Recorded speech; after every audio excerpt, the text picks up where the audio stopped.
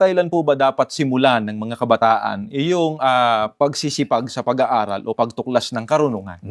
Pakinggan po ninyo muli ang pagtuturo sa atin ng Biblia dito po sa Panaghoy. Sa 3, ang talata po ay 27. Mas mabuti para sa isang tao ang magpasan ng pamatok habang siya ay bata pa.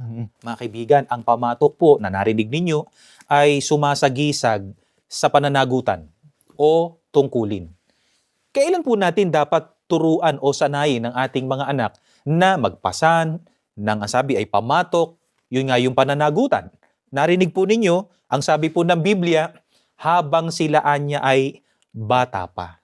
Kapag ka ang isang tao, mga kaibigan, ay maagang humawak ng pananagutan o gampanin, maaga niyang mauunawaan ang mga dapat muna niyang gawin o gampanan. Masasanay ang ating mga anak na maging responsable sa buhay.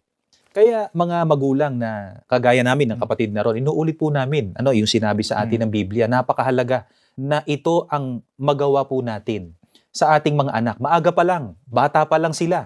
Maturuan na po natin sila ng responsibilidad sa paraang sila ay turuan natin ng kanilang mga pananagutan.